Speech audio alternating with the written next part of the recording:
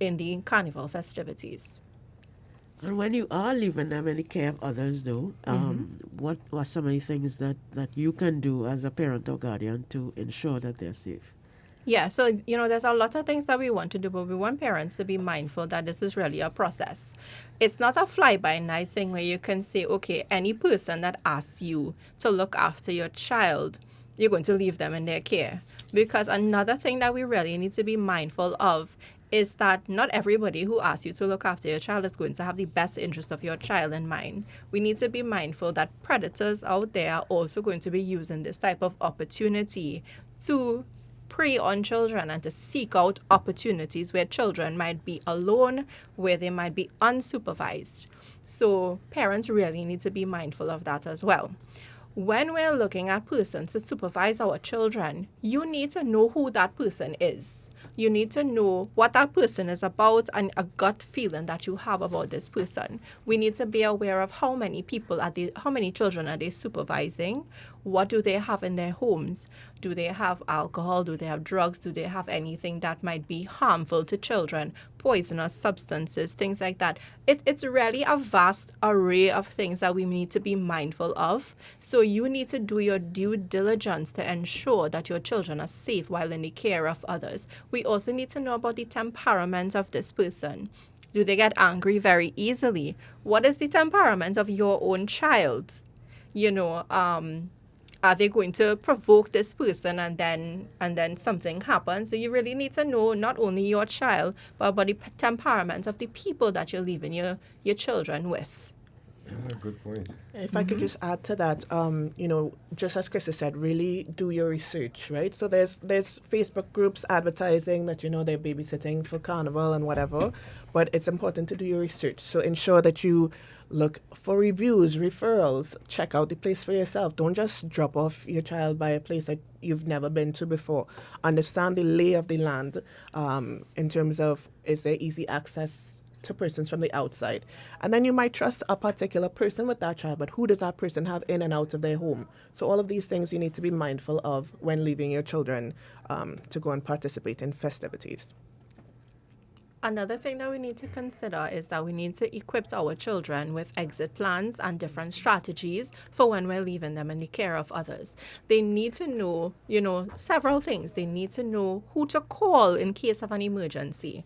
They need a second number to call in case of an emergency because you're not always going to get through the first person. Do they have a proper device that they're going to be able to use to gain access to somebody if they are in danger? Do they know the safety numbers? Do they know how to call the police? Do they know exactly where they are so that if they, for some reason, have to come out of that house or that space, where they're going or what to do when they come out of there? Children need to know a lot of things. They need to know their proper name. They need to know your proper name. In Trinidad, we have a tendency to be calling everybody by nicknames. Yes. And then when you ask a child their name, they only know their own nickname or their parents' own nickname. Correct. They need to know a phone number because, think about it. How many numbers do we really know now? But the way that phones are now, I don't know much people's numbers. Witness. Yeah. Yeah. Yeah. So we need to ensure that they know at least 2 phone numbers of, safety persons to call in case of an emergency. Having that information on your child is also pretty important. And this is also very good tips for persons who might be taking their children out with them to Carnival events that are child friendly. I have to stick that in there. What we are not encouraging is for persons to have children at adult events. No, before you go there, hold on. Yeah. Because we will come into that. But let's go back just for a minute. You said something that's very interesting. These people who advertise for daycare and for your child for Carnival, it's a great opportunity for them to make some money. However, there are some people who, as you said, your child's temperament, you could really drop off your child and for them to commingle and survive among other children. So some children like people toys. And they'll go and take a child toy and stamp up and cry and roll on the ground because they want that toy. But how you can't train that. You can't really stop that from happening. So Well, this is why preparation is so important. Right. You, again, don't want to just drop off a child that's in an area that's completely unfamiliar and you've not have a conversation with the child. So it's really important to keep the lines of communication open with the child. Right. And the owner of the place as well, you Yes. let them know, look, my child, very temperamental and how to do. I mean, it's a lot, really. It is a lot, and that's why it it's shouldn't not- be taken lightly. Yeah. We shouldn't take the decision to leave a child in someone's care as a kind of fly-by-night decision because it's convenient. Right. And also, I think if the child is of a certain age and perhaps they're going to stay with a relative, it may be useful to ask the child if they are comfortable going in that environment as well. Yeah. Yes. We definitely need to be mindful of how our children respond to persons.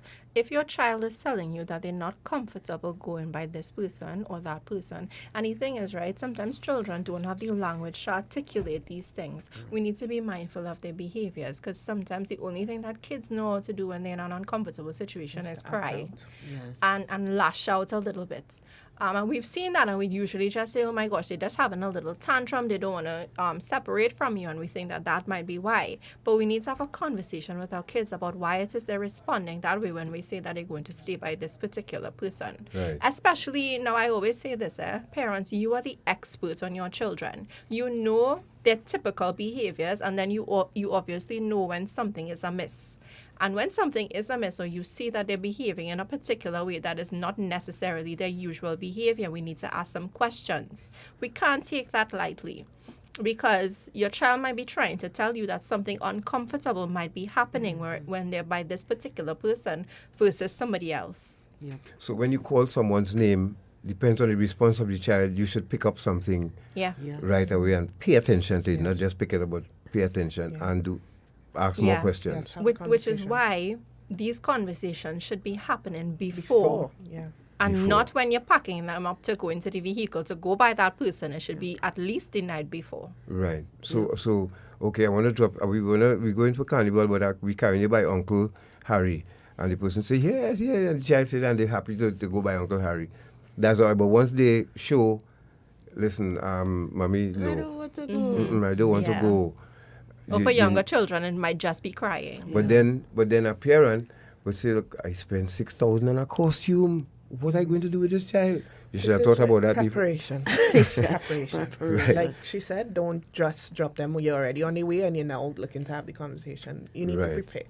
Yeah. Yeah. If you're just joining us, you're listening to Dependency, and in studio you're hearing from Miss Ariane Farrell, who you just heard from, and also team lead and registry of the registry unit, and also Miss Krista Ali, psychologist, investigations and interventions unit, And there courtesy was- the Ministry of National Security and Counter Trafficking Unit. We are happy to host this program for you, for your education and your benefit, as we try to keep the statistics down for this carnival. Indeed. No. And we have an interesting comment before we go on. Garth from Serenity Place Empowerment Center for Women, and hi Beverly, and to the ladies at Serenity Place. She says also make sure you provide them with the meals they eat. Teach them snacks that are healthy so they don't get caught up eating things that may be harmful Right. to them. That's another way to ensure that the child, him or herself, is comfortable and relaxed and can access the things that they are So accustomed the to. allergies and all of that too, you need to list. Yeah. Yeah. Okay. So Absolutely. coming off of what you were saying earlier in terms of temperament of your child, you also need to equip your kid with what they need to be comfortable. So if they have particular toys that they'd like to play with, or different games that they use, particular things that they like to eat, if they're a picky eater or a fussy child, and in terms of what they eat, we have to be sending them with those Yes. items to keep them as comfortable as possible. Yeah, and then if we're going to a fete or so, the child might have to sleep over.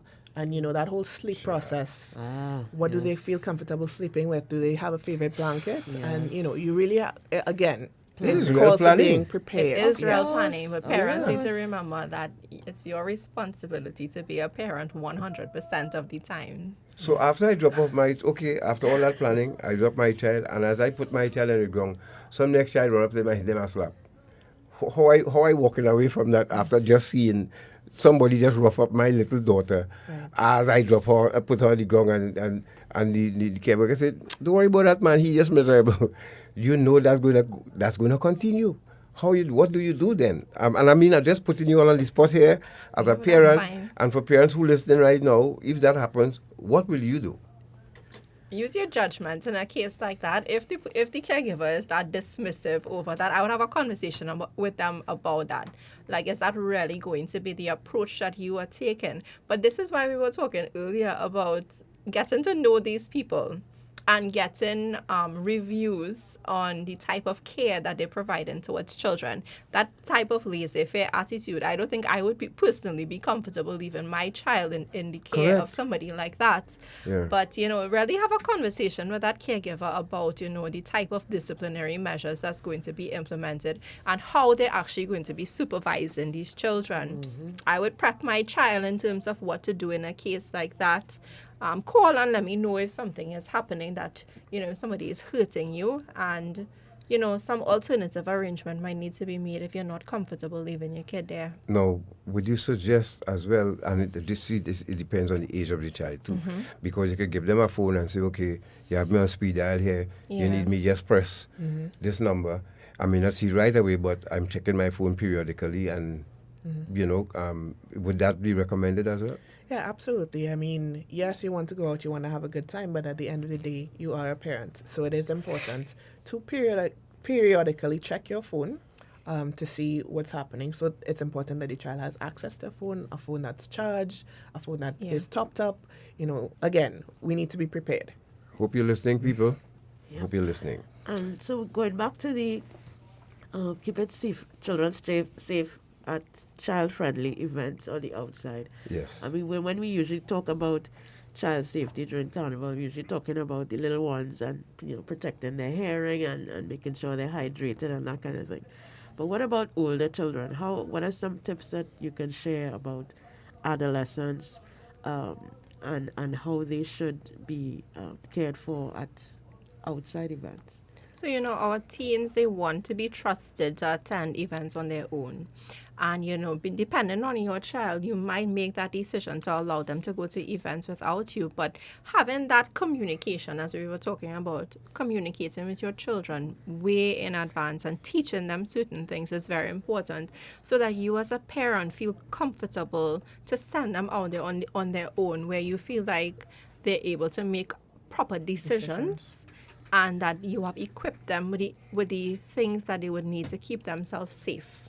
So it's about, again, letting them have a phone that has credits on it that they can call you in case of an emergency. Ensure that they understand that I'm trusting you to go to XYZ place and only here. And you're not going to be leaving that place without permission or going out with persons who I'm not familiar with. And, things like that. It's about communication.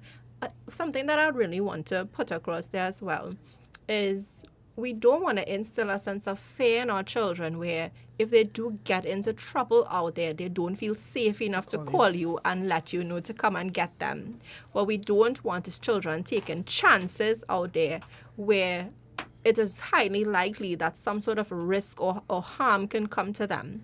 So even if they do get themselves into a position where they're not comfortable or they're in a situation that's uncomfortable, persons might be drinking, persons might be using alcohol and trying to get them into a vehicle, persons might be trying to go to other places that you did not sanction. We want them to feel comfortable enough to call us and let us know to come and get them. So, the whole point of this is about having a good relationship with your child, knowing who to trust, and let's all not be we talk about trusting our kids, but sometimes we have to remember that our kid too might be the one who's influencing others. Yes. Yeah. He may not be the follower, but the leader of the mischief.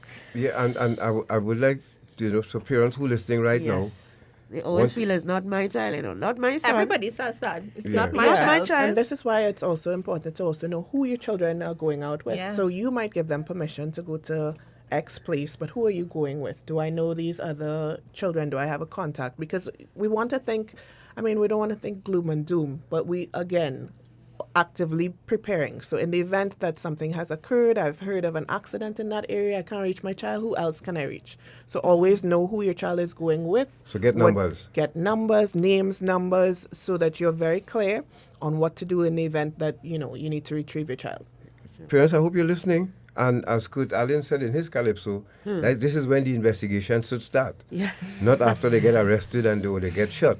Well, then we know you not want an treat it as investigation. seriously as an investigation. These children are not No, it's suspects. an investigation. No, Okay, but I'm saying, it's an ongoing investigation. Ongoing investigation. right, because if you listen to Kurt's calypso, it speaks to that. Yeah, we want police to launch investigation after something bad happens. Yes, but yes. your child going stink and dirty in a pom-pom shorts at the age of 13 or 14, that's the time you should ask questions. However, you should be asking yourself a question at that point, huh?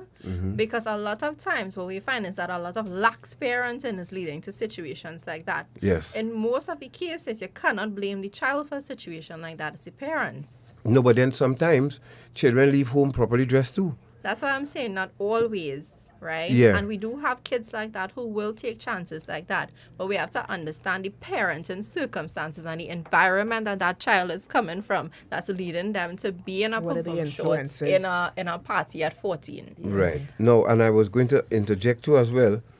You see, Carnival Sunday, parents, I mean, I was a child too, right? Yes, we all will. When you see leaving home, let's say 8 o'clock this evening, some will leave home already with a bag packed for the weekend, and you're not seeing them till Ash Wednesday. Where You they see- going? Yeah, but where they going? They're going by a friend. They're going, or my. sometimes they leave. Okay, let me retract. People They still leave doing home. that? They leave. What? They leave home tonight. They go to Juve. You're not seeing them till 12 o'clock, right? The next day on Monday. All right. Let's say just Juve they Yes, left home okay, for. okay. So they go to a party and they go straight to Juve. You see, during that period here, a lot of children get introduced to substances. Yeah. I know what I tell Yes. you. And then you will find you have a changed child after Carnival. Talk to your child, please. Let your child be a leader in this regard and not a follower. And because merriment, you see, letting your guard down, that atmosphere, somebody can give you something to pop, smoke, drink, and open a door that will And be again, very a hard to leader close. in the positive sense, not a Yes, leader in the yes. mischief. Yeah.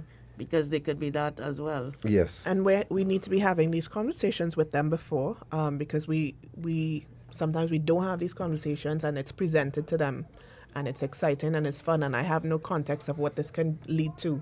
Yeah. So I give it a try, So these conversations need to constantly be happening, and they need to be happening before we say, yes, you could go wherever. Long Yes. before. Because remember, teenagers are risk takers. That by nature, Yes. that is what they are, and Yeah. they will. They do have this complex, well, not complex, but mindset that nothing is going to happen to them, and they are, they are. So at that age, children are actually not able to think about the consequences. Correct. Yes. In terms of brain development, you're not able to fully understand consequences of your behavior. The thing is, right, there's a lot of things that we as parents take for granted and say that the children should just know.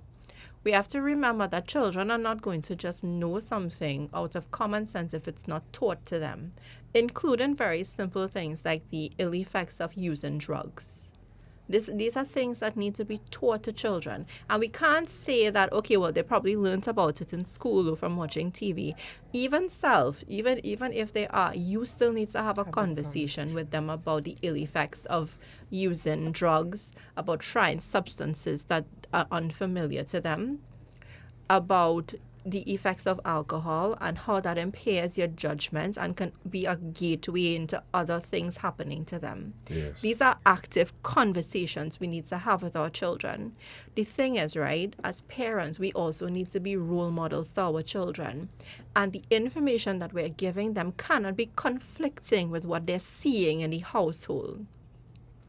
So some parents have this stance where they say, do as I say, but not as I do.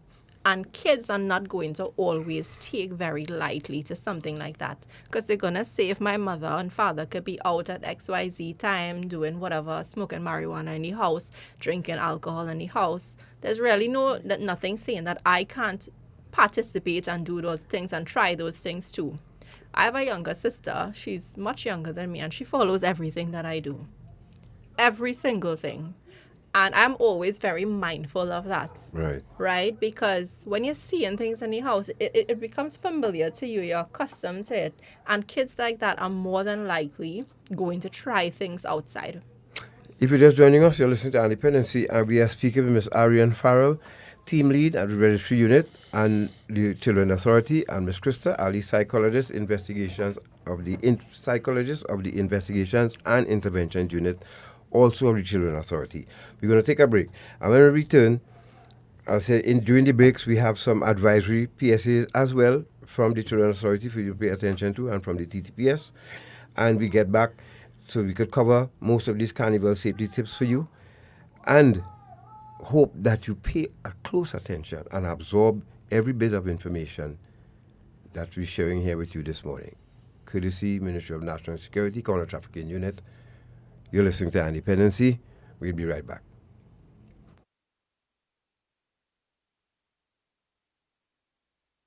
As you come in. Long time I see you. This station complete. Ready for children party. Mommy! Jay, you can't go nowhere with these children. And you know you can't depend on Kevin, neither Steven to see about them. They're total waste. So I supposed to stay home whole time? Jada is 12. She could see about them. You just leave Jada to see about Kia and Kayla? I thought it's your mother or your sister. Who? Them always busy. Jada could handle that. She cooking and cleaning a long time. And the next two, better know what time it is. It's only me, you know. I will talk to my mother. She just home these days. She will make sure the children okay. Alright. Let me see the moves for later. Before you ramage, make sure the children okay. Call 996 to report all child abuse now. A message from the Children's Authority of Trinidad and Tobago. Morning. Listen now. Has noticed something out. Them new people on the Bobby Road. Where's that? Girl, the man that is passing up and down in front of here with a set of woman. I really noticed some woman living there, you know. And they can't even say as much as good morning. Well, listen now. I wonder if this human trafficking, you think is that? So, how can you spot and identify perpetrators and victims of trafficking? Many victims are found living and working together in the same place and sleep in shared and inappropriate spaces. Victims work excessively long hours. They often sleep in the daytime and work long nights. They are often escorted everywhere they go and may appear to be malnourished. They may show signs of physical abuse, drug and alcohol use, and may also appear withdrawn, fearful, or intimidated. Victims who are migrants are often not in possession of their identity or immigration documents and have irregular immigration status.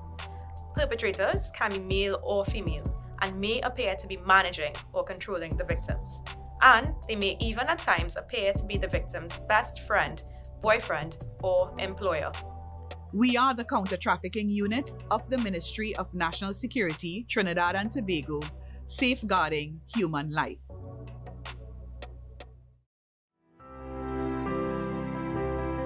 Children are our most precious resource. We must protect them from anyone that would do them harm, place them in danger, or neglect them. You can help. Know the signs of abuse at home, within institutions, and within our communities. Contact the Children's Authority if you suspect a child's rights are being violated. We can help our children by just speaking up. To find out more, contact the Children's Authority at 996. The Children's Authority, caring, supporting, protecting. On Dependency with Garth and Natasha. Reality radio at its best, where every life is a biography. Sundays at 10 a.m. and exclusively on 95.5 FM. and streamed live on the Eye on Dependency Facebook page and YouTube channel.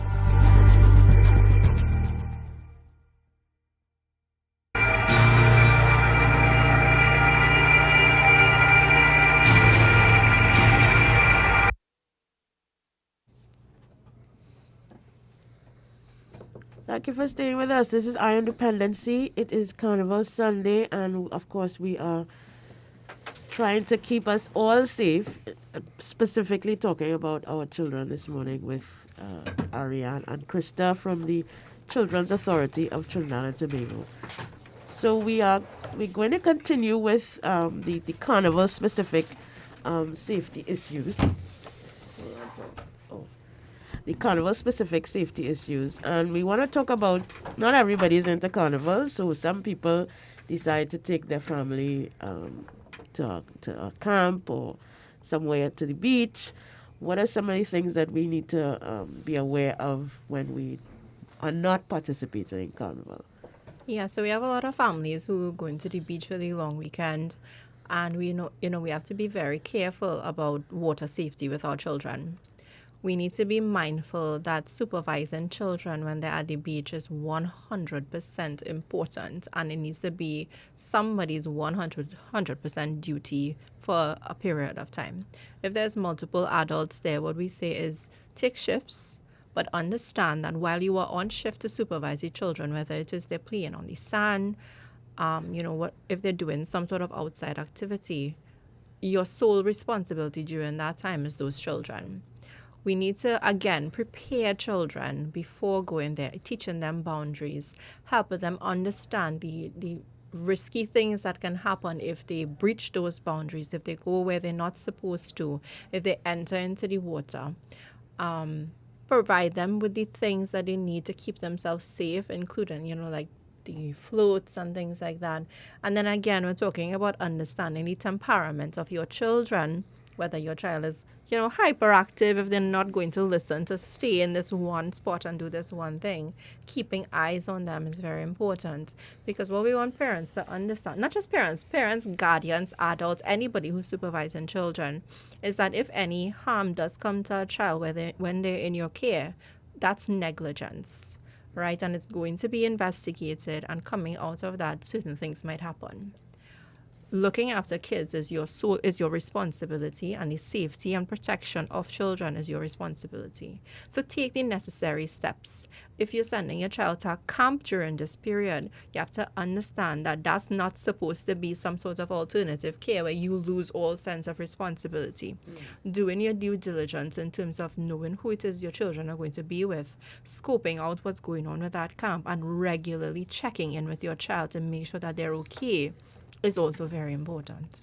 Yep. And it was mentioned last week by the police officers who were here that for persons who are going on camps, make sure you let the police station closest to where you're going know where you are, because if anything were to happen, you need to be able to access help or assistance if it's required. So if you are indeed sending your children to a camp at a remote location, please ensure that the organizers of the camp have made the police aware of what's happening as well.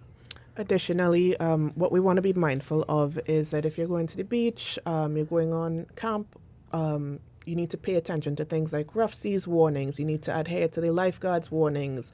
If you're going camping, hiking somewhere, you need to adhere to the tour guide's warnings. All of these things are meant to keep people safe, right? And so we need to pay attention to those things. In addition to which, we can't want to be cussing the lifeguard when they tell us to move and then expect the children to follow authority and follow instructions. So just like we said earlier, we need to be mindful that we are modeling behavior for children. So if you're given an instruction that is meant for your safety, follow the instructions. And we also have to remember that all children under 5 are sprinters. Yeah. And you could put them to 1 minute and then you look They're back gone. on them and you look, they're gone. Yeah. Don't, and as Miss Ali said, that is not going to be an excuse that, No. you will be grilled, you will be investigated still. The thing is that too many times we're seeing that incidents have happened where persons take their eye off of children and a lot of harm are coming to our children, including death. Right. Too many times these incidents are happening, which is why we need to have these tough conversations, and which is why we need parents to understand that, there's going to be consequences to this. Not only are you going to lose your child, but there's other consequences to this. Say that and again, it's really please. an unfortunate situation. Please say that again. Not only. No, I want people to understand, because you see, they hate the Children Authority but they are Children Authority all around the world. Yeah. And once you mess up, they come for your child because they deem you an unfit parent. You have lots of work to do to get back that child, right? Correct. And in incidents where, unfortunately, the accidents are fatal, we don't say, oh, well, the child already passed and we move on. If there are other children in the home, we're going to be looking at your ability to provide the adequate care for those other children. Right. For those of you who have questions, sometimes the stream, I know, sometimes the stream on Facebook gives a little trouble, but you can join us on YouTube and send your questions there if you're not getting through on Facebook, because sometimes the signal drops for some reason. It has been happening a lot lately. So if you have questions, you could please ask on Facebook or YouTube, or when we open the line, you can write your question down and give us a call. Road safety as well for adults. Road safety comes up a lot for adults during Carnival with the consequences of driving fatigued or overconsumption of alcohol. But what about children? How important is it for road safety for children during Carnival? It's very important. Well, of course, we want to remind adults to not have your kids in the vehicle with you. I mean, nobody should be driving while under the influence of any substance. Right? But we really don't want any harm to come to kids in situations like that.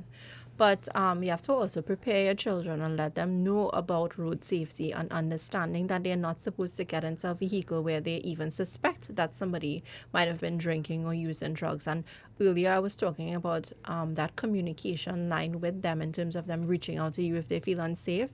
That's definitely one situation where we would want our kids to reach out to us and let us know, hey, come and pick me up, please. I don't feel safe getting into this vehicle with this person. And again, this is where I was talking about where your kid mightn't always just be the bystander. They might be the one doing it. So we want to remind children as well not to get behind the wheel of a vehicle if you've used any sort of alcohol or any sort of substance, because the likelihood of harm and risk to you and the passengers in that vehicle exponentially increases. Yep. Right, and you as well will be held responsible if harm comes to the passengers in that vehicle with you. Yep. We are just going right there, coming back now. All of these things that people will tell you just to get you in the vehicle. No. Just last week, I had the opportunity to speak to a couple who had their child sitting on the armrest in the middle of the vehicle. Yeah, I was just going to talk about that. And they by the lights. Yeah. And I told him, I said, if you mash a sudden brakes here, that's the end of your child, right? Yeah. She called me and said, yes, I'm sorry, But thankfully she was, and the husband receptive. was receptive. Right, so when we're driving, right, we're not only driving for ourselves. I might get into my vehicle and I'm not under the influence, but at this time, the likelihood of other drivers driving unsafely is extremely high. So we want to ensure that children are sitting where they're supposed to. We have a video to show you like that just now. Where they're in their car seats, if they're of age to be mandated, sitting in their car seats, ensure that they have on their seatbelts, that they're wearing them correctly. Every precaution that we could take, we're taking. Right. Including that if you don't need to be on the road right now, don't. Right? In terms of reducing risk of harm to your kids. Okay. If you're just joining us, you're listening to Dependency, and we are speaking with officials of the Children's Authority. In studio with us is Ms. Ariane Farrell and Krista Ali, and we are speaking about safety for Carnival, and we're going further now to speak about reporting and of course abuse. Now, like I said, we just touched on that, and we will see that in a moment, what we just spoke about. Errant drivers on the road. Oh, my God. A lady escaped with her life in Tobago. We'll show you that in a moment. There's a lot of stupid driving, and I say stupid because I want to use the word stupid and irresponsible. It can only be described as that. Yeah, and Sunday morning, and it's a radio-friendly term. Yeah. I could.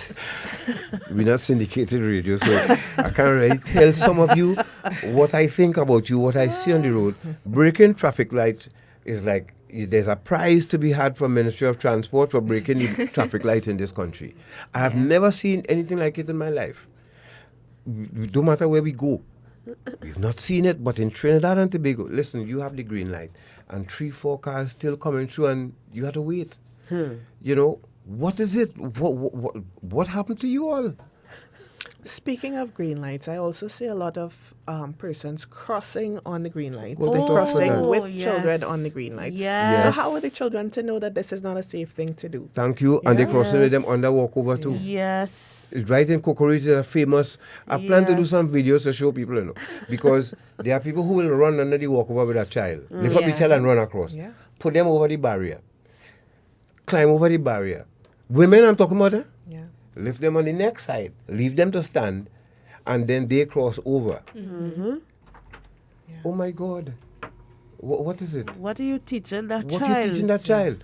So that, and one time I stopped at traffic light to tell a lady that she cursed me with the child in her hand. Yeah. People are not very receptive when you're trying to indicate to them things that will be, you know, unsafe to them and their children. They're not very receptive. Yeah, no, they're not. They're not very receptive. But if you do see something untoward that is happening, how does one make a report to the authority, and what is the format? Can I do it anonymously? Do I have to give my name? What is the That's process? a great question. So we actually have multiple media by which we receive reports. We have a toll-free 24/7 hotline that we have 2 numbers for. Those numbers are 996 or 800-2014. Like I said, 24/7, any time of day or night.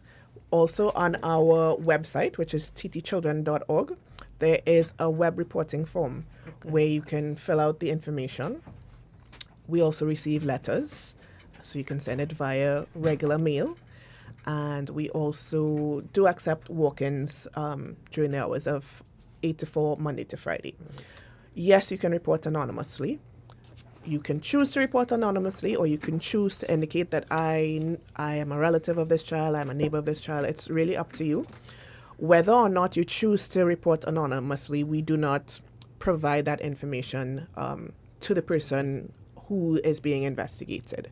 Okay. So you can rest assured that your information remains with us.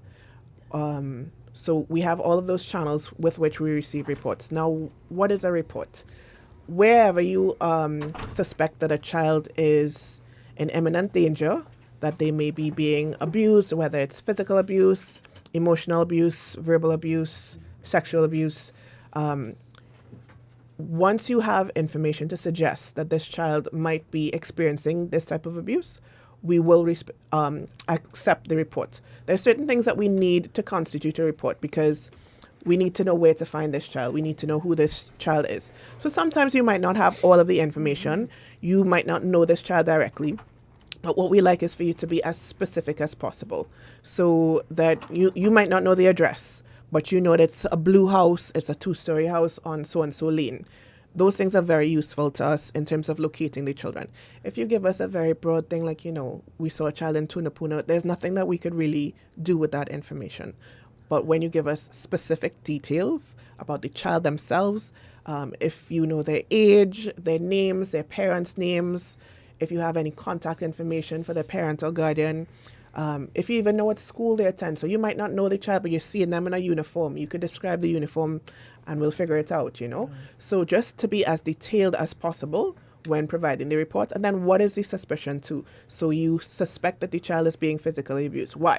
Because you've seen marks on their skin, because you're hearing crying every night. So give us as rich detail as possible so that we can make informed decisions as to how best we can help that child.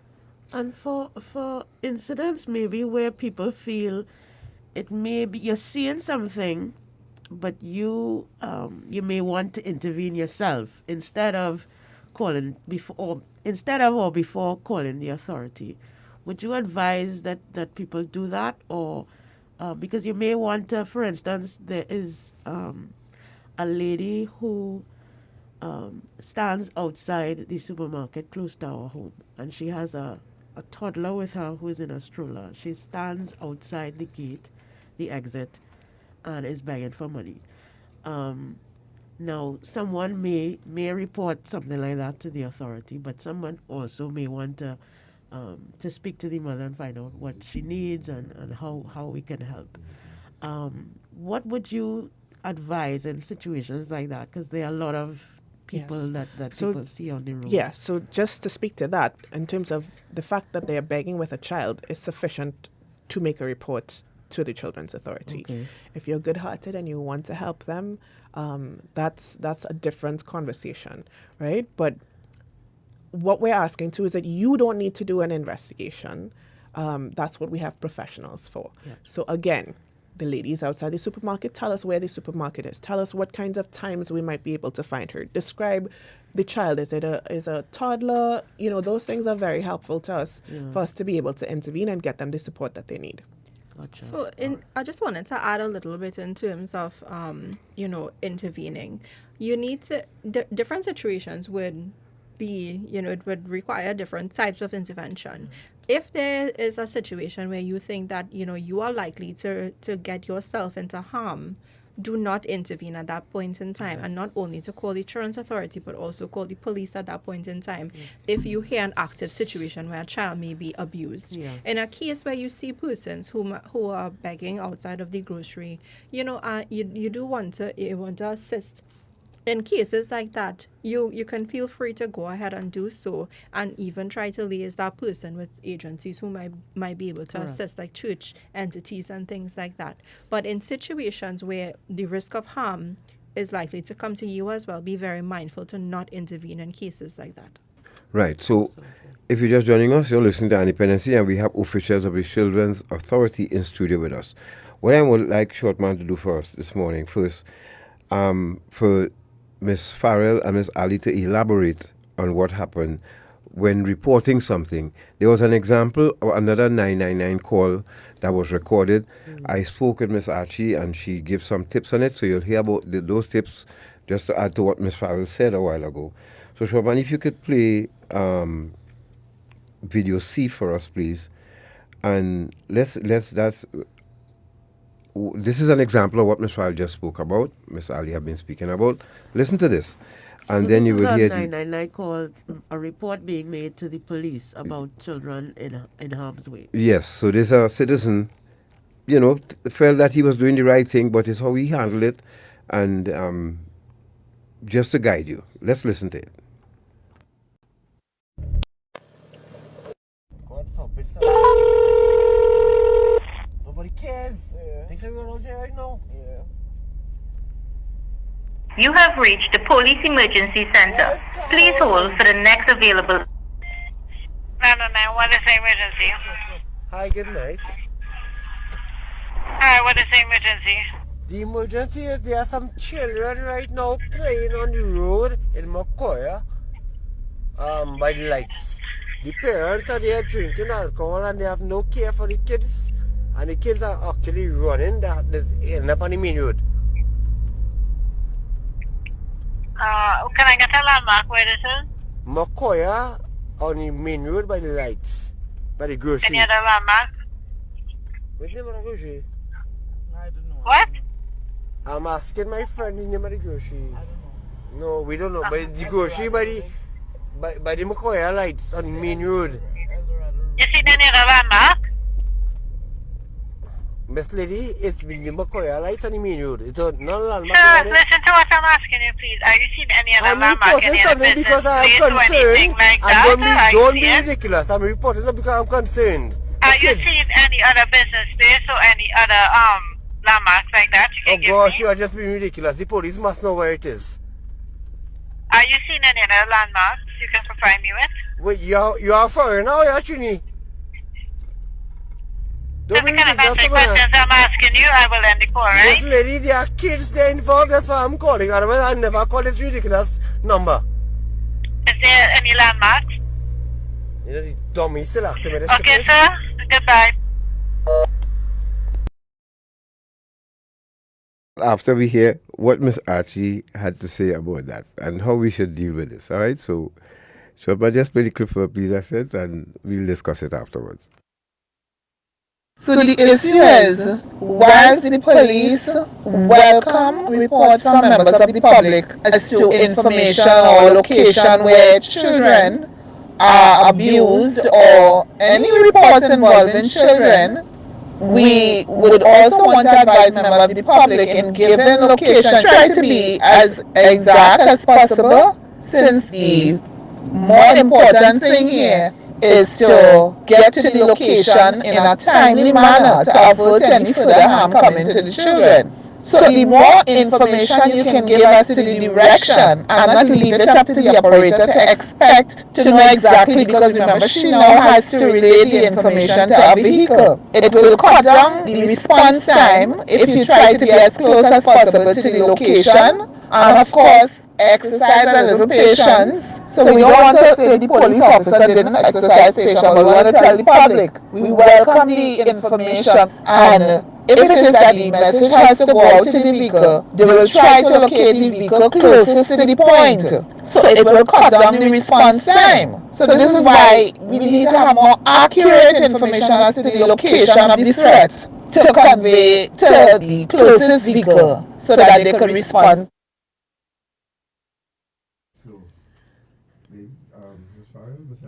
Can I share my thoughts before we allow the ladies to respond? Now, I understand the gentleman's concern. He's seeing something that a potential threat or harm to come to these children. He calls 999. Very good on you, sir.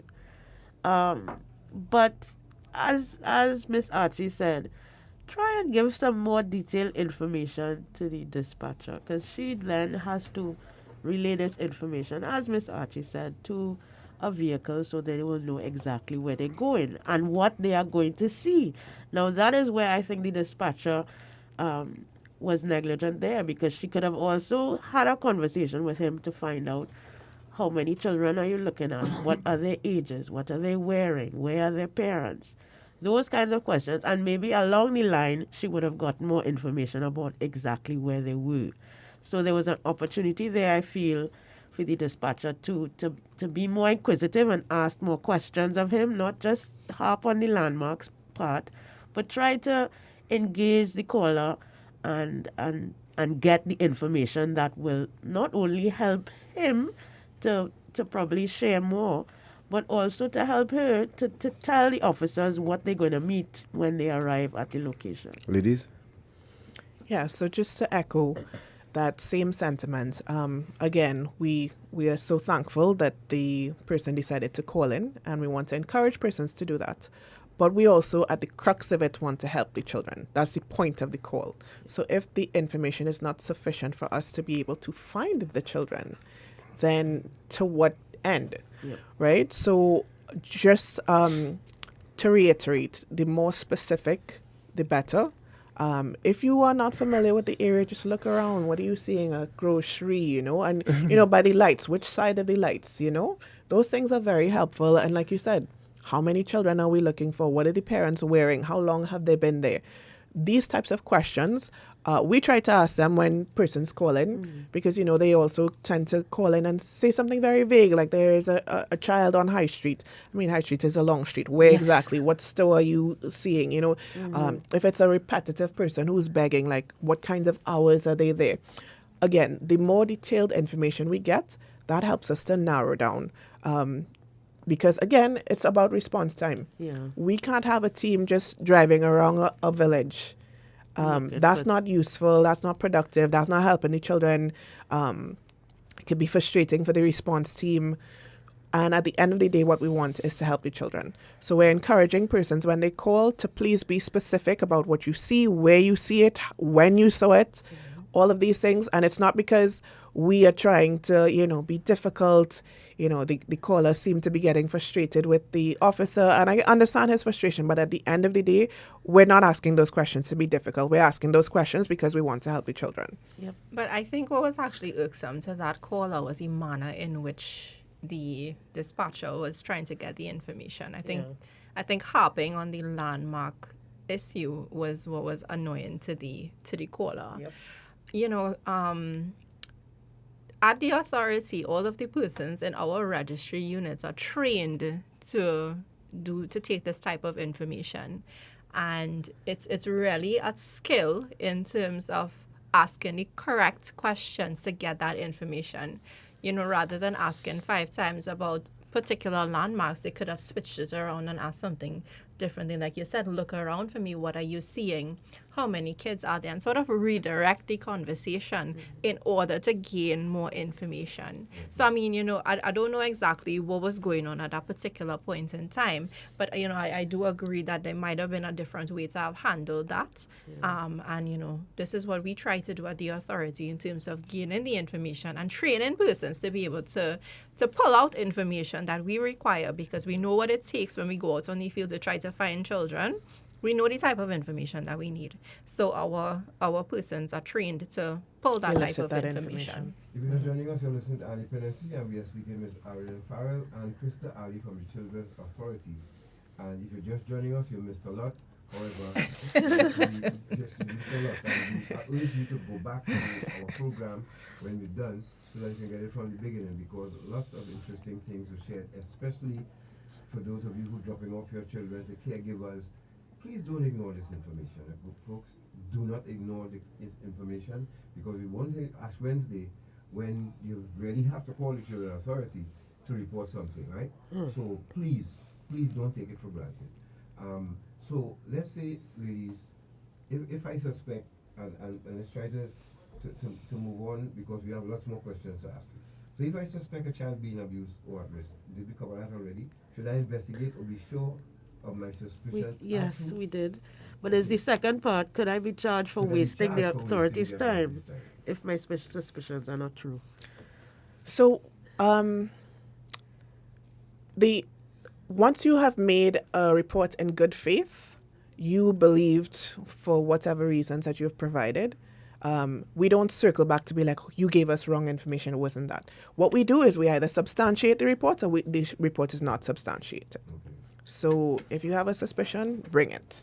Right. But the question before that, Garth, are there certain groups of persons who are mandated by law to report incidents of abuse? Yeah, most definitely. Anybody in a position of trust, or anybody whose role and responsibility it is to look after children, they must, it's called mandatory reporting. You must make a report even if you suspect that abuse is happening. Teachers, coaches, persons, any sort of counselor, physicians, psychologists, physicians, doctors, nurses, anybody like that who might be in a position where they can receive a report from a child. They are mandated by law to report that information to the relevant authorities, being the Children's Authority, and if they want it, to the police as well. All right. Thank you for your question, Tony. We ask it before you wrap up. Someone wants to find out, what are the prerequisites needed for one to join the authority. So you can prepare that answer for them before you wrap up. So walk us through now what happens after a report is made. Okay, so once persons make contact with our 24/7 contact center via the medium that I would have indicated before, which is the hotline, the email, the letter, we receive the report, and what we do is we look for certain critical information, so that if you have sent us an email and we're missing information, we'll send you back an email to ask for further details. Once that happens, we process the information through a risk assessment tool, and that tool helps us to determine the level of risk the child is at. And based on the nature of the report and the risk that the information obtains, then the case is assigned, and the case is assigned to different intervention units based on the nature of the report and the level of risk that the child is at. Once it is assigned to that case, they also do a review process and determine the next steps of how the case will be investigated. And like I would have mentioned before, the initial concern is to determine if the report is substantiated or not substantiated. Once it is determined that the report is substantiated, other inquiries are done. It's a holistic inquiry, that helps to determine what would be in the best interest of the child, and from there, certain interventions take place.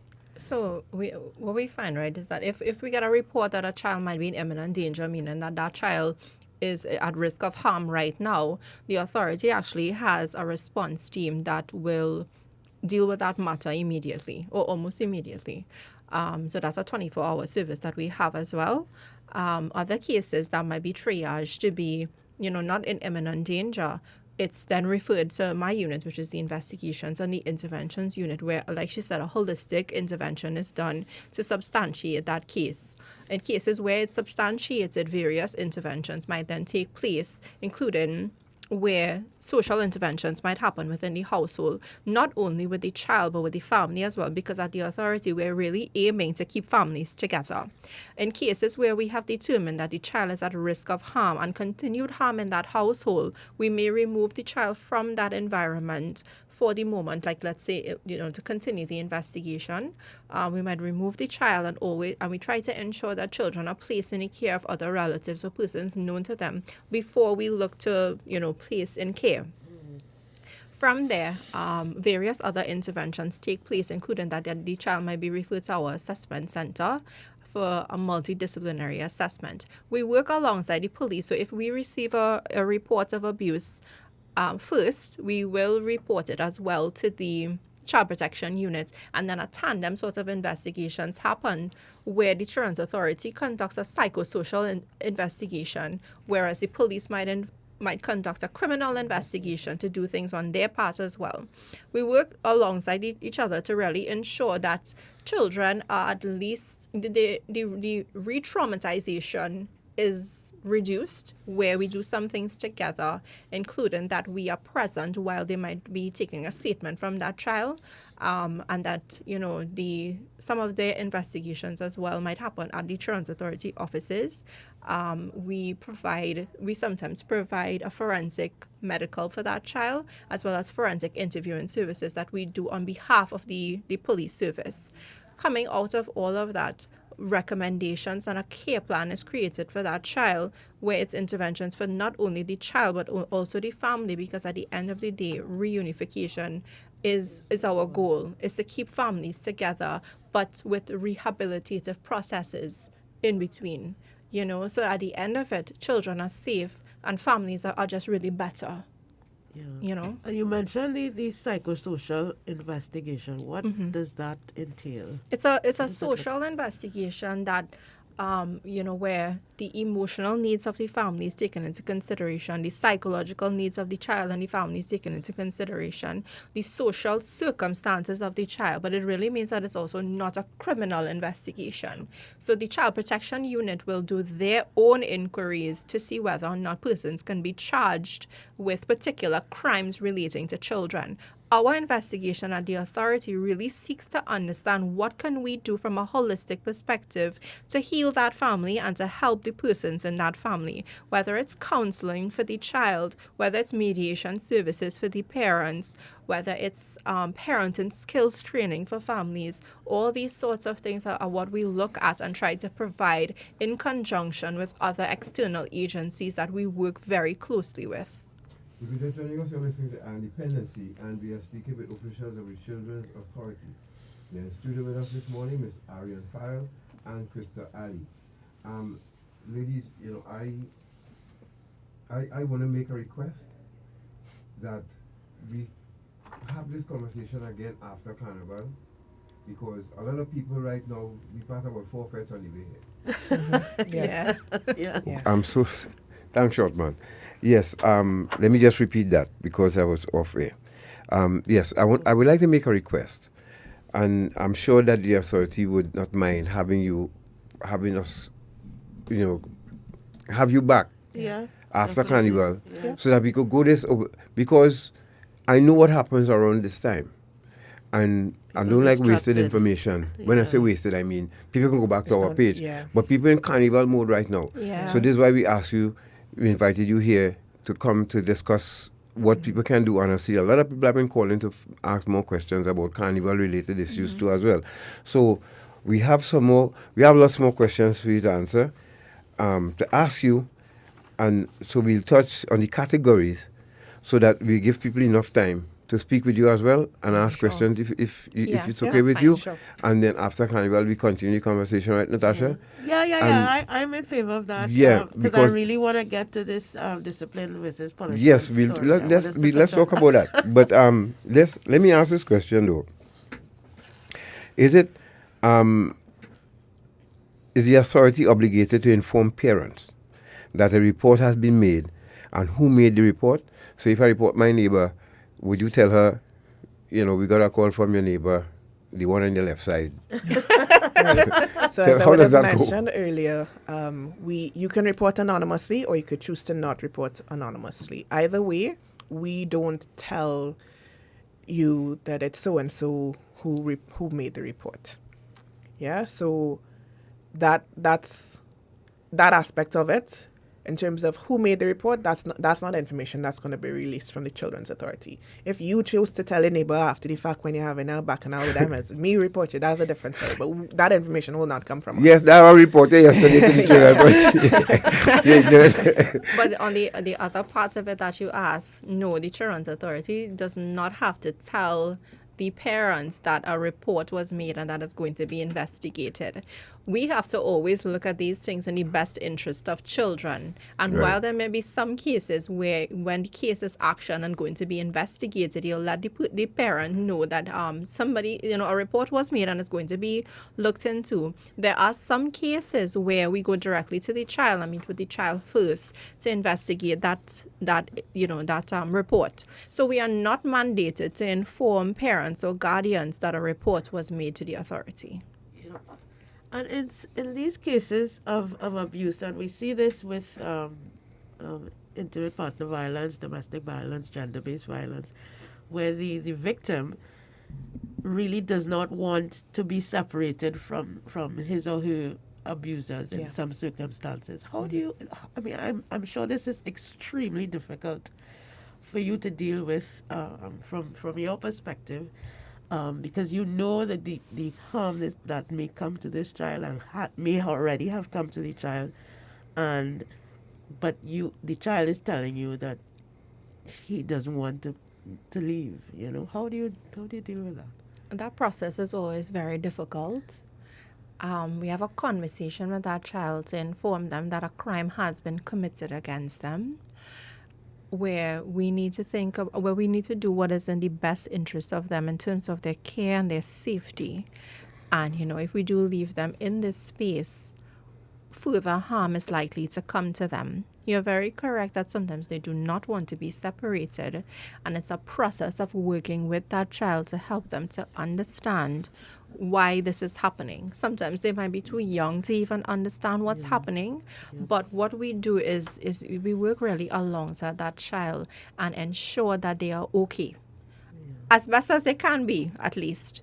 Have things that, it's going to keep them comfortable and ensure that, as far as we can, that they're with persons who they're familiar with. So at least if they're not at home right now, they're with somebody who they still know and they're comfortable with. If they are being received into care, we do an orientation process where we ensure that that child is settled. And, we really have a lot of good professionals out here who's working with these children, not only at the authority, but also at the community residences, where it's really a process. And we really try to ensure that children are as comfortable as possible and give them a lot of information, or as much as information as we can give them at their developmental level as well, for them to understand what's happening and what's going to come next. Ms. Farrell? Yeah. You okay with that? Yeah. Right. So, how do we check? How do you check your child for signs of abuse? And there's a question that I wanted to ask earlier, but how do you really check your child? And at what age? Well, the thing is, right, the first thing to remember is that a lot of abuse is not going to be physically, it's not going to be visible physically on your child, right? In cases of physical abuse, that's more than likely when we're going to see marks and bruises and things like that on your child, burn marks, scars, all these sorts of things you're going to be seeing on your child that might indicate that something is off, right? But a lot of the times, indicators of abuse are behavioral and it's emotional and it's psychological, where you start seeing a lot of aggression. We have to remember with kids, again, like I was saying earlier, they don't have the words to put across what's happening to them, so it comes out in their behavior, and they tend to get very angry and they start lashing out. They can also become very, very withdrawn. So if you find your child is spending a lot of time inside of their room, they're not communicating with you like they would have before, these are all red flags to ask a question and have a conversation with your child about what might be happening. Because we don't know where the abuse might be coming from, or we don't know where the discomfort might be coming from, but have a conversation with them. A lot of times we might also find that our children are in possession of items that we did not give to them. Where are they getting those things? Why do you suddenly have so much money all of a sudden? The thing is, right, abuse and neglect doesn't always have to be something negative. It's not always going to be a broken bone or lashes on their body that you can see. Other things can be happening with your children that's unsavory, including something called sexual grooming. And in cases like that, they might have a lot of things that we didn't give to them. Or they're on their phone a lot more, and that might be a phone that you didn't even give to them. We need to be mindful of our kids. We need to be mindful of what they have and how are they changing, and what does that indicate. Have a conversation with them before jumping to conclusions to find out what's going on with them. And if at any point you feel like you are not equipped to handle that conversation, please reach out and ask some questions about where you can turn to have those type of conversations with them. Now that sounds good, saying that here to a mother who's listening, who's working 2 jobs and can't see the child father or the children's father for 2-3 weeks, and the daughter comes home with a hickey. Now, there was a video circulating recently, and someone said it's Jamaica, but there was a video circulated where a young lady, somebody recorded 2 school children, 2 students, making out in a classroom. Man was level kiss, feel up and squeeze up and all them kind of thing, in uniform, but the mother saw it. Now, somebody recorded the mother disciplining the child. I don't know if you all saw it. She actually stood on the child's neck. And was stamping on the child's neck. I don't know if the child survived or what. How do you tell parents, mothers especially, how do you tell to deal with that? Your daughter comes over with a hickey on her neck, or you see a video of your daughter kissing someone. How do you tell a parent to not go crazy? Well, we understand that is upsetting, right, to any parent. Seeing something like that and being blindsided by something like that is very upsetting. But that incident that you are describing is what we call child cruelty, right? And that is not okay, and that is against the law. Because no matter how angry you are, and no matter what it is your child did, there's certain things that you as an adult cannot do to that child. So let's talk discipline versus punishment. I was just going to say it's a great point to segue into let's talk about versus punishment, because while we want to our children to have certain values, and that's where discipline comes in. When you get to that level of beating the child, using a stick, the children are ending up with broken bones. Like, what are they learning from that experience? At that point, you're just taking out your frustration. No, there are people who was cheering on mothers when they see that. Like there was a caller from Tobago, and somebody from Tobago did the same thing. And when the host chastised the mother, man, people from that's how we just do things, and that's we business, and leave the mother, let she discipline the child. But if you kill the child now, that's a different story. So I'm glad you said there that it's their business. What we want to put out there and remind the public is that child protection is everybody's business. Absolutely. Right? And what we're going to really require is an entire cultural shift in the mindset that we have towards our children. That I get legs long ago and that name to me. And that's not okay. That is not okay. Anytime harm could possibly come to your child from any sort of what you might be considering to be a disciplinary measure, that's punishment. And what we don't want to do is punish children, because the only thing that does is that it instills fear in your child. Thank you. And some parents use that as a badge of honor, that my kid is fearful of me, so they're not going to do this and they're not going to do that. But really, what are they learning from that? They're not learning to make better decisions on their own. They're just frightened of you, and then they start developing negative perceptions of not only you but about the world. Because when we start beating children from a very young age, they start feeling that the world is an unsafe place, And anytime an adult is saying anything to me, I am at risk of being harmed, and then they start being fearful of all adults. The psychological toll that takes on a child from a very young age persists into adulthood. And what a lot of adults right now don't understand is that that's what's going on with them. They're actually traumatized. Absolutely. Absolutely. And coming from a place of trauma and Damage, using that as an excuse to perpetuate punishment and to perpetuate actual physical abuse on children, which we do not condone at the authority. Sorry? Yeah, I just want to echo everything that she said in terms of, we're saying we got licks and we're okay, but how are you measuring that you're okay? Thank you. Yeah? Yeah, because there are normal people out here who, because they're in positions of authority, they use that to hurt people emotionally. Oh, yeah. And telling me, I remember I had to walk a long road to where I am today. Yes. And I've met people like that. They just take pleasure in hurting you. Now, they may have issues in their lives. Unresolved trauma. But when they come to work, where they're in charge, yeah, and you come before them, they gladly dismiss you and not understanding that I have to go back home to our family, hurt. Yes. So, and because you feel that the way you learn it, you passing it on to others. And Exactly. yeah, I've experienced it, so I know what you're talking about. It's I really, think people it's don't painful. realize the power dynamics at play here as well, because adults have a natural authority figure to a child. So Yeah. if the adult is expressing his or her frustration, anger, resentment, whatever, through violence, in whatever, it doesn't necessarily have to be physical, as we know, through violence, then that is the lesson you're teaching to the child. But there are some people who just don't get it. They just feel that, hey, we come inside here, we go and bring that stick from her and blaze that child, let the whole community hear the child bawling, and then that same child had to come out of the house and walk in the same community with everybody laughing at them because they heard them bawling last night from licks.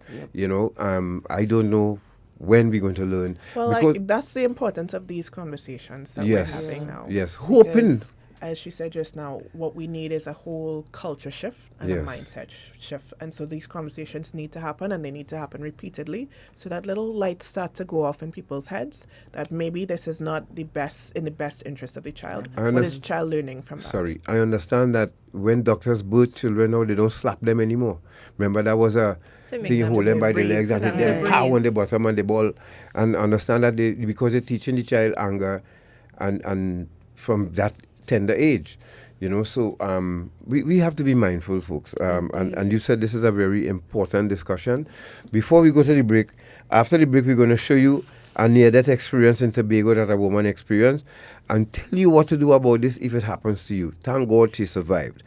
Could you explain to Tony, because he's asking again, what are the prerequisites to join Children Authority, and what fields are there available for those who are interested in serving at the Children Authority? God, I just asked him to visit the website so we could find more information. But if Okay, you can sure. share some information with him now, that would be appreciated. Yeah, well, could you direct Mr. Stark to the website? Yeah, so the website is ttchildren.org. Of course, we are a specialized agency. So there's different requirements for different positions, and it is all around the psychosocial sphere, right? And again, catering to the different needs. We have foster care units, we have adoption units, we have the registry, and so each unit will have their different specific needs. We also have social workers, we have psychologists, we have doctors, all of which would, have various requirements as well. More information can probably be accessed on our website. Questions can be asked on our social media as well, and that information will be provided to you. But it really is in the sphere of social sciences, social work, and having a passion for and experience in working with children. Right. Yeah. And I mean, I want to say hello to those past people who lay the groundwork for the Children Authority too, like Mr. Benjamin and we've been there. So Ariane and I have been there from the beginning. Yes. Oh, you're definitely right. Yeah. So you all work with Mr. Benjamin and Miss Nicola. Yeah. Right, Nicola Harvey and so on. So we thank you all for your service, folks. We're going to take a break, And when we return, we go back to what to expect on the road this carnival with people who should not even be behind a wheel. They should not be driving. And I keep asking the question, is there a special type of people that drive TIDA motorcars? I am mortally afraid of TIDA. Mortally. If I see a TIDA coming, I stop and let them go. I don't know. Is there a different breeze that comes through that air conditioning in TIDA cars? As some people have expanded that to all Nissan cars. But no, boy, TIDA boy. Place. Oh my God. So, let's go to a break quick before we'll be right back. Stay right there.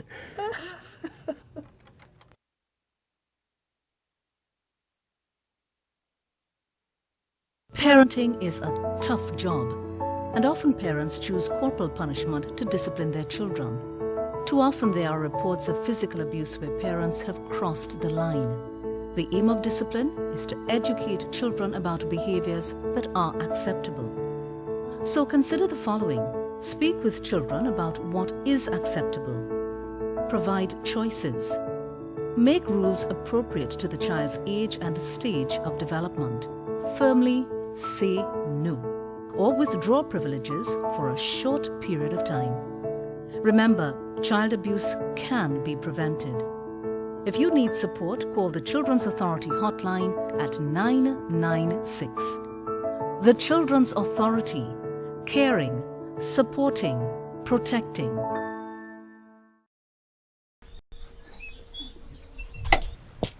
Hi, babe. Hey, how are you? Good morning. You busy? Not for you, how could I assist? Okay, we have a job for you. Job? What kind of job is it? Morning, the boss. If I have a small work for you, I'll 5,000. What you do, pick up some girls, drop them and remember the boss. So you're making a quick 5,000. Girls, boss. What is this about? Listen to me now. It's not a small work. You reach in Toko, pick up some girls, drop them and Rima. 5,000. That sounding like human trafficking. Are you trying to set me up or what? Partner, you know the penalty for human trafficking? Look, I gone now. Excuse me, please. Do you know that human trafficking is considered a serious crime in Trinidad and Tobago and is punishable by law under the Trafficking in Persons Act Chapter 1210 or the TIPS Act? The penalties for recruiting, receiving, transporting, or housing a victim of human trafficking are a minimum of 15 years for trafficking adults and a fine of $500,000, a minimum of 20 years for trafficking children and a fine of $1 million, a fine of $350,000 and imprisonment for 12 years for transporting a person within or across TT borders for the purpose of exploiting that person for prostitution, a fine of $400,000 and imprisonment for 15 years for persons who receive a financial or other benefit from tips, a fine of $500,000 and imprisonment for 20 years for any person who receives a financial or other benefits from trafficking children, an additional 15 years imprisonment for any trafficker who uses or threatens to use a dangerous weapon on a victim, or where the victim suffers serious bodily harm, or the victim contracts a life-threatening illness or is sexually assaulted, or if the trafficker abuses his power as someone entrusted with the care or supervision of a child victim. Imprisonment for 25 years for any member of the Defense or Protective Services or any official or public officer having the powers of arrest who commits an offense. Court can order forfeiture of convicted trafficker's property. A company can be fined $5 million for engaging in tips. We are the Counter-Trafficking Unit of the Ministry of National Security, Trinidad and Tobago, safeguarding human life.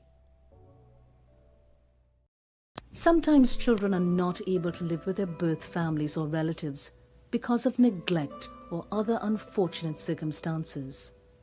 When this happens, the Children's Authority of Trinidad and Tobago makes every effort to place children in a home environment, which includes foster care. You can become a foster parent and make a difference in a child's life today.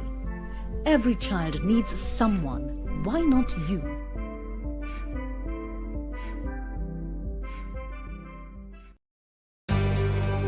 Ion Dependency with Garth and Natasha.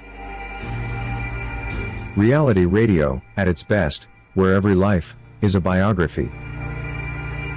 Sundays, at 10 a.m., and exclusively on I-95.5 FM. And streamed live on the Eye on Dependency Facebook page and YouTube channel.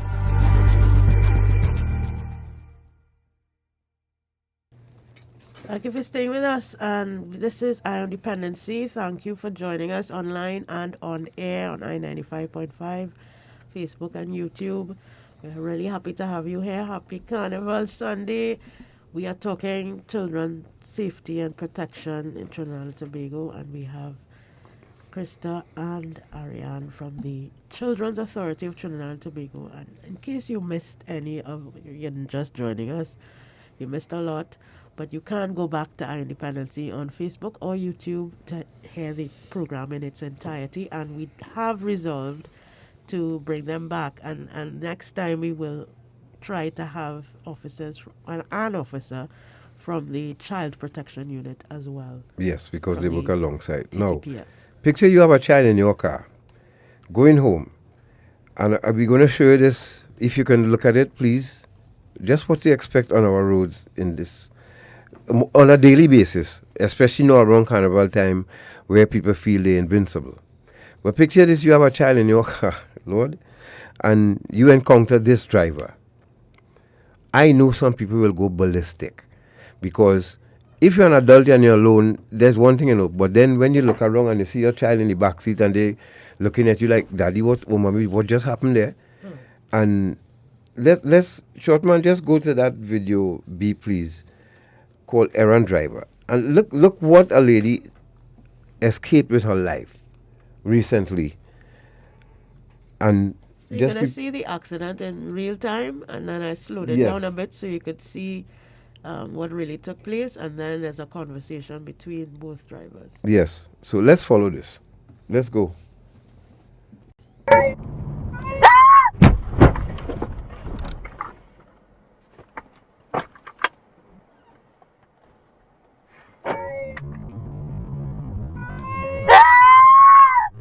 Maxi on the inside and clipped a lady.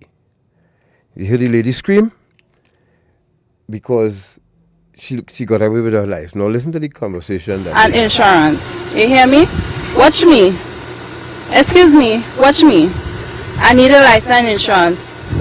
How you could overtake on a corner? Someone on our road, right? Someone help me out now before I begin to crying. I got fix here. No. You have to, where is it? You have an ID? Let me see ID. I no ID card on you. When you have no ID card on you? I no ID card on me. Oh, someone do me that now. Oh, I begin to crying for money. I'm not taking this, so. Show it one more time, please. One more time. Because I want people to understand, what would you do in this case here?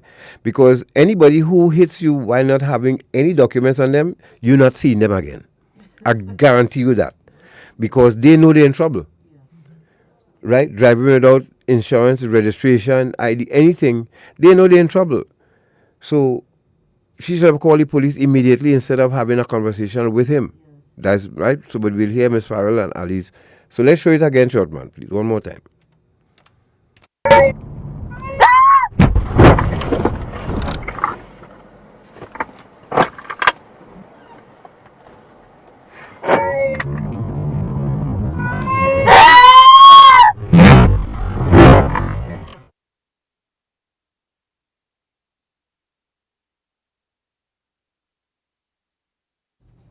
All right, so and insurance. You hear me?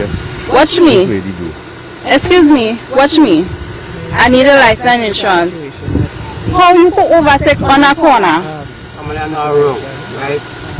Someone help me out now before I begin to crying. I got fix here. No. So you have to, where is it? You have an ID? Let me see ID. I no ID card on you. When you have no ID card on you? I no ID card on me. Oh, someone do me that now before I begin to crying for money. I'm not taking this, so. No discussion, right? Because, like I said, somebody with no documents, they know they're already in trouble if police come. Yep. So they tell you, God family, give me a chance now, don't worry, I'll fix you up. They're not going to see you. You're not going to see them again. Ever again, yeah. Guaranteed. All right? So please, folks, be vigilant, be careful, keep your eyes on the road. Just hope that the police reach before he makes a daring Yeah. escape. But stay in your car, especially too, if you could. Stay in your car, call the police first before you exit the vehicle. Right. All of that, that'll be my advice to you all. Yes. So we're going to take some calls for you ladies here, 622-3937. 622, you have any questions? We have a few minutes and we're going to take some calls. And I want to ask you parents again, your child just came out of rehab. Carnival time is a very tricky time for them. There are two people right now, two of our friends. One came out of rehab recently, went on a boat cruise a week after that, and telling me everything all right. Everything cannot be all right. You don't come out of rehab and go on a boat cruise immediately. Remember what I said to you all. I've been there. Wake up that giant, and they have to drink and smoke to satisfy that giant and go back to their drug of choice. Please, I'm begging you all. Be vigilant. Be vigilant. Be vigilant, please. This is not an easy time. All right? Let's take our first call.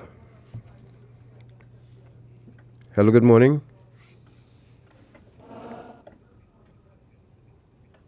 Hold on.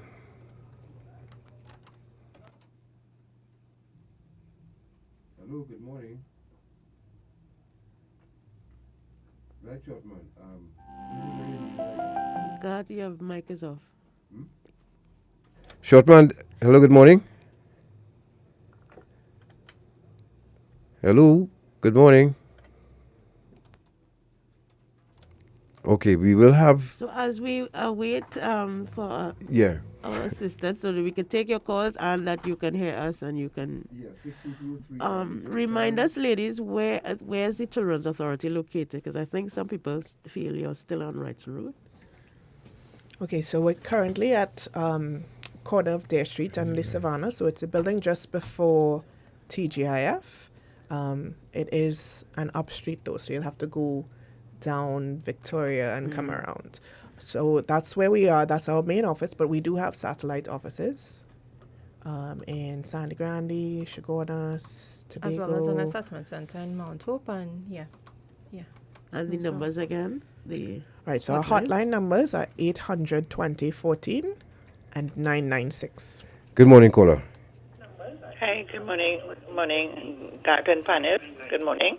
Good morning, caller. Good morning, morning. Morning. Okay, so that I have a problem trying to get on. Yeah, I have a problem trying to.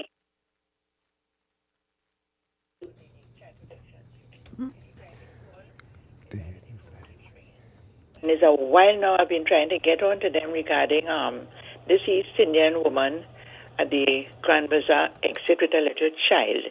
She has been there for more than a year, 2 years, begging. And, I stood up there for a long while watching her, people passing, stopping, giving her money. At one time, the rain was coming and she's under this umbrella at that corner there begging. I have videos, I have photos of that woman. I try to get the unit. Nothing is happening with that phone. So I decided, let me come on this morning and pass this on. I even put it on the chat. So I wish that as soon as possible, somebody can drive around there. I don't know if they go out to do investigation to see that woman there.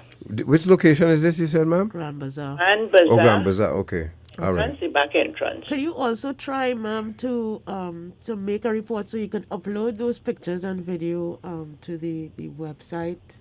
Yeah, so you can send us an email with the pictures that you've taken. That email address is registry, REGISTRY, at ttchildren.org. Natasha will post it on the page too as well. So registry at ttchildren.org.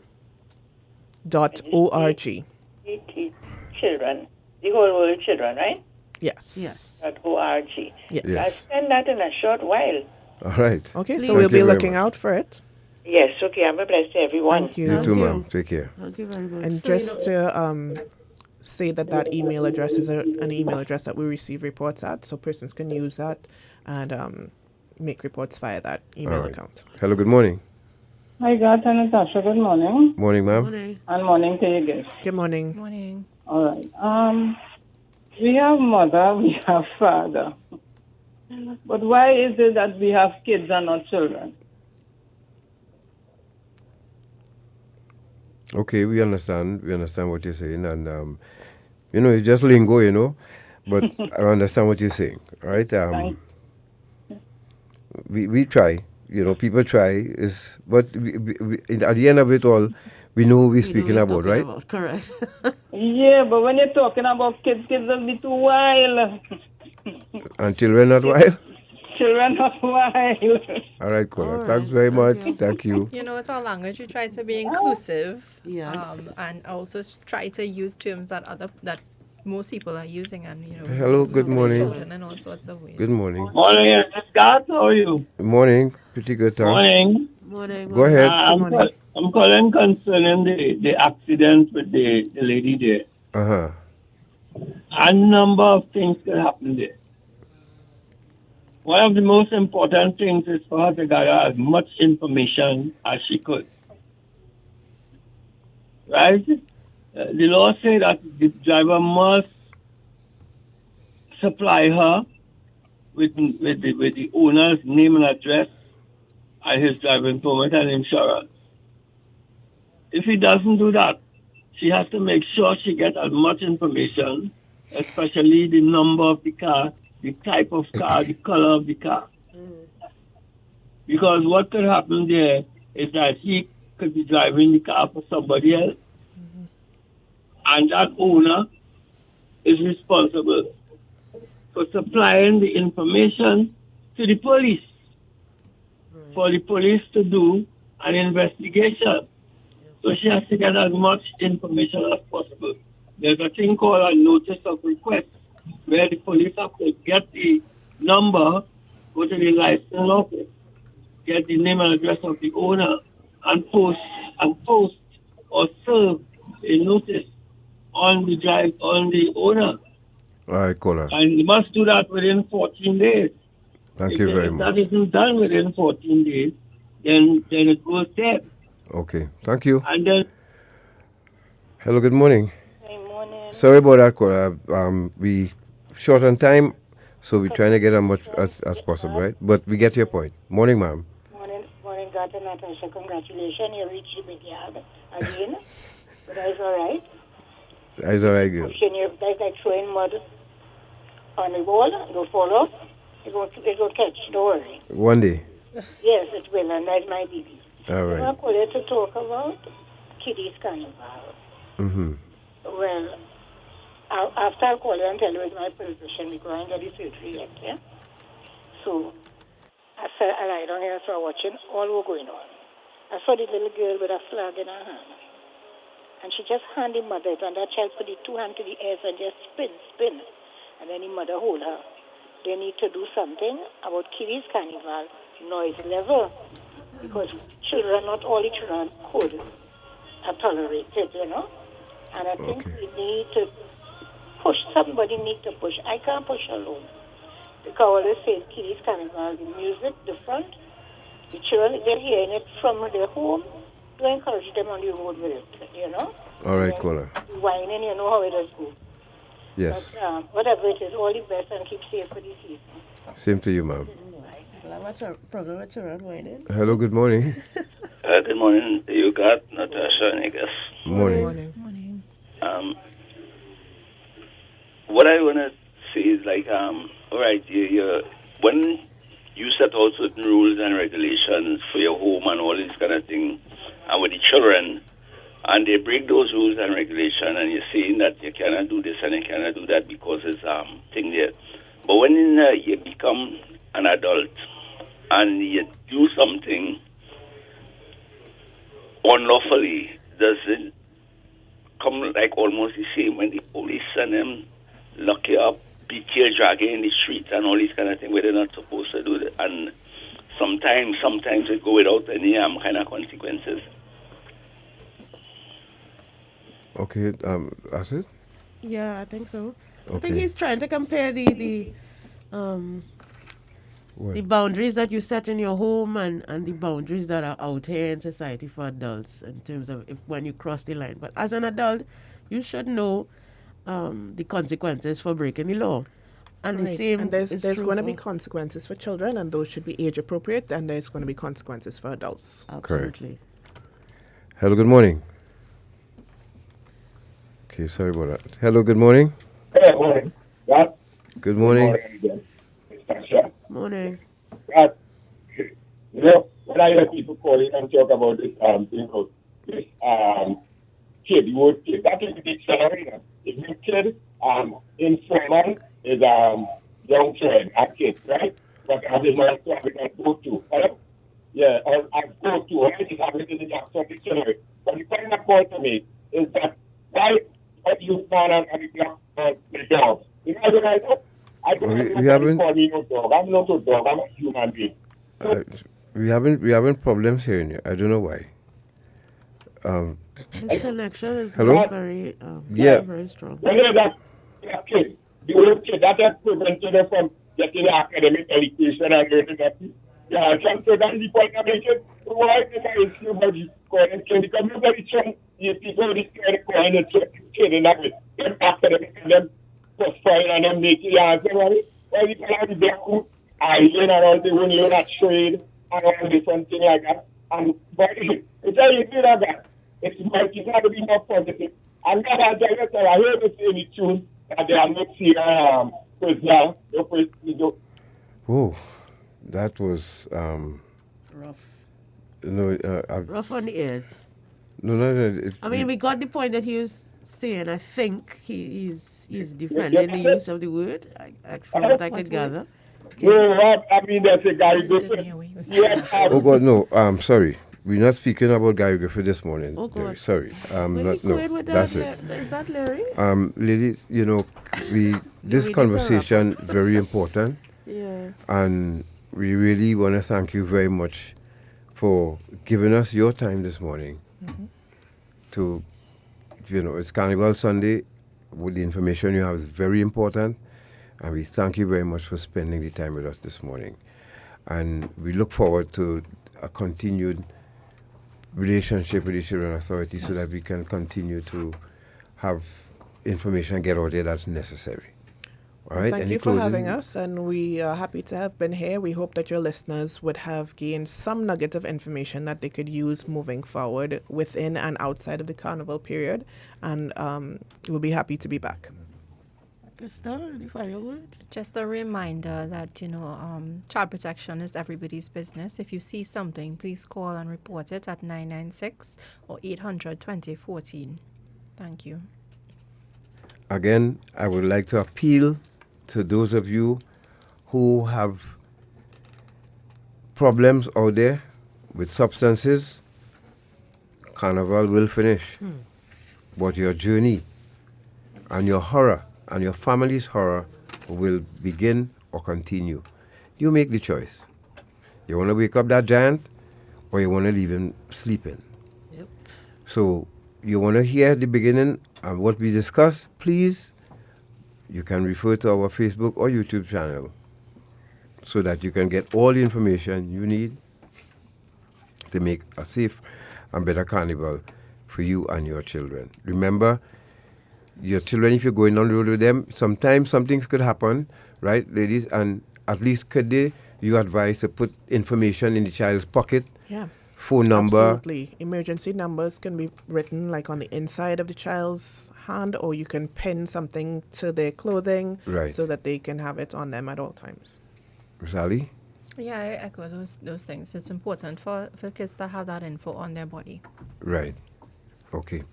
So that's it for us here on Independence. Natasha, any closing remarks? I thank these ladies again, and I'm looking forward to the next program, because I really believe, I agree with Ariane, that these conversations sometimes can be difficult, but they need to be had in the interest of protecting our children. So we look forward to that.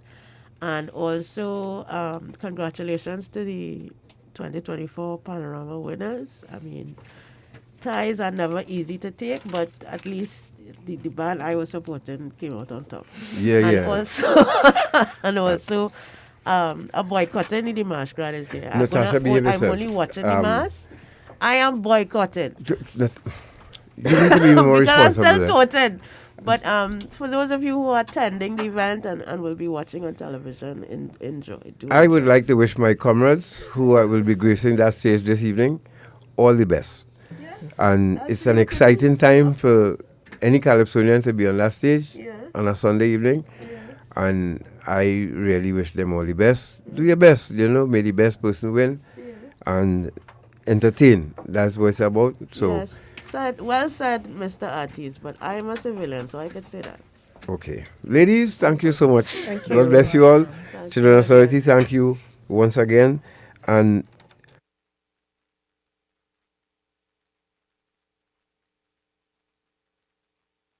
to Mr. Sheldon Cyrus, who is now the Director, CEO, Children Authority, thank you very much for this opportunity. You all take care. Major news up next with Mr. Daily Knock at 12 noon. See you. Bye-bye. Be safe.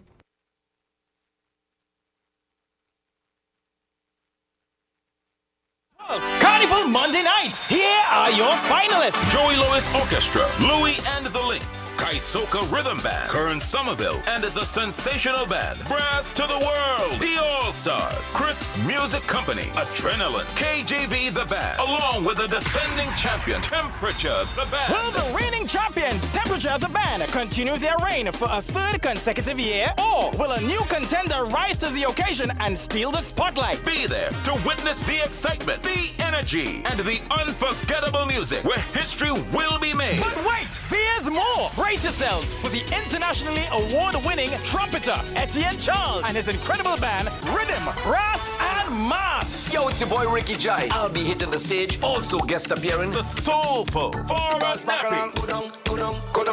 Brass Bacchanal is a cool event. No glass bottles allowed. Showtime 9 p.m. Tickets on sale at cashier stores nationwide. Java Nation in Port of Spain and inside Food Hall Piaco Plaza. NCC box office Queens Park Savannah and online at islandetickets.com. Monarch on the Avenue presents Monarch's Cultural Experience 2024.